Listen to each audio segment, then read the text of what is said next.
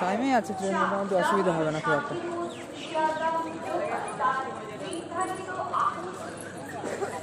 দমদম এসে গেলাম, এবার ফ্রেশ হয়ে আবার কৃষ্ণনগরের উদ্দেশ্যে রওনা দিতে হবে।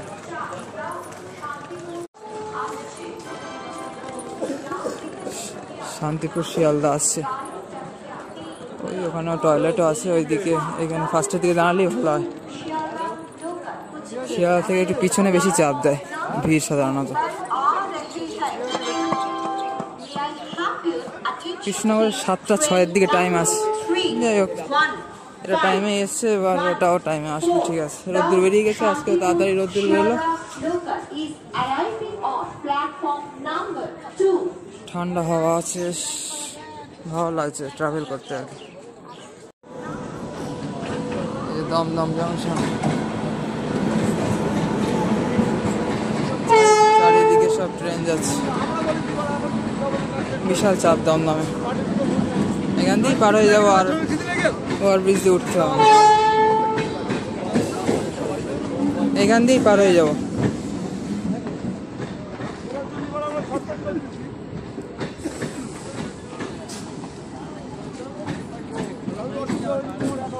শিয়ালদহ জয়নগর ঢুকছে এখানে আবার।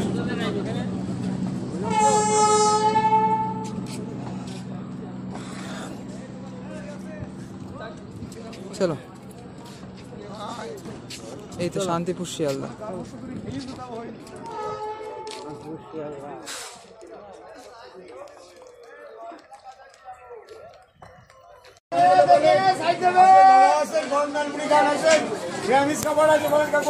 কৃষ্ণনগর নেমে গেলাম, এখন কটা বাজে? 9:34 বাজে। ওই 7:12-13 দিকে ট্রেন এসেছিল দমদম, 7:05-06 টাইম ছিল, 7টা, এটা 12-13 দিকে এসেছিলো, আর এখন 9:30 দিকে ঢুকে যায়, 9:35 হলো। এই যে এখানে মা কালী, এখানকার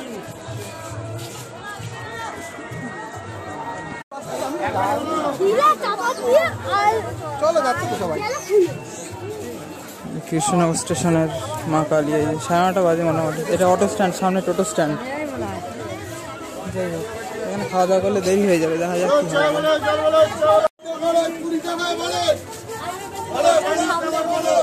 কৃষ্ণনগরে নামলাম,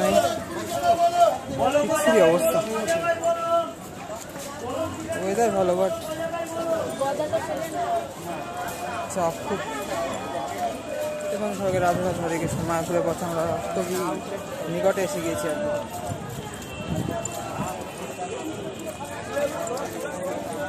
ওই যে চলো, এই যে কৃষ্ণনগর 1 নম্বর প্ল্যাটফর্মে দিল। এখানে দমদমে 1 নম্বরে দেয়, আর এখানে 1 নম্বরে দিতে পারে, দিল তাই। এই যে এলপি ভাই সব আছে, নেই, নেমে গিয়েছে, বাথরুম করে বেরিয়ে যেতে পারে। এই তো, এই যে টোটো ধরবো, অটো ধরলাম, অটো তো একটু স্পেস প্রবলেম হয়, জায়গা একটু কম। এই ট্রেনটা আবার কোথায় যাবে? এই যে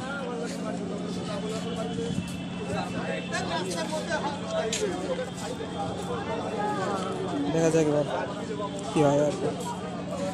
সবাইকে বন্ধুরা রাধে রাধে, হরে কৃষ্ণ।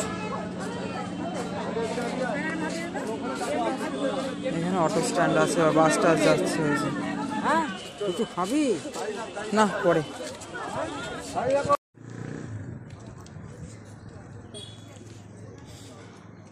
এদের হচ্ছে গীতা ভবন। গদাভবনের সামনেটা খুব সুন্দরভাবে ছাওয়া করেছে, প্রসাদের লাইনে মানুষ দাঁড়াতে পারবে খুব সুন্দরভাবে। উপরে দেখা যাচ্ছে অনুষ্ঠান লেগেই রয়েছে। 100 টাকা ডাইরেক্ট টোটো ভাড়া করে চলে এলাম। ঘাট দিয়ে আসা দেখলাম ঝামেলা, এসব মতো একদম হাইওয়ে দিয়ে সুন্দর রাস্তা। তারপর হাইওয়ে থেকেই ভক্তি বেদান্ত সরস্বতী মার্কেট ঢুকে চলে এলাম। প্রচুর ভক্তরা ঘোরাফেরা করে এখানে, তো এখানে একটু কম মনে হচ্ছে, এখানে একটু কম দেখছি। তো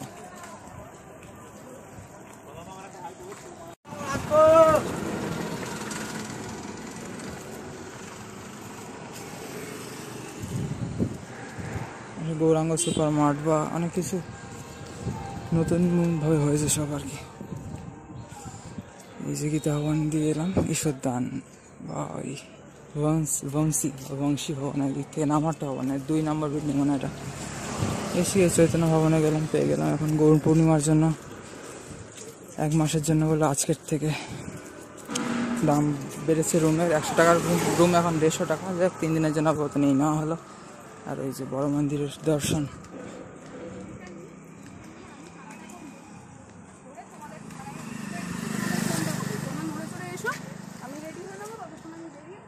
ওই যে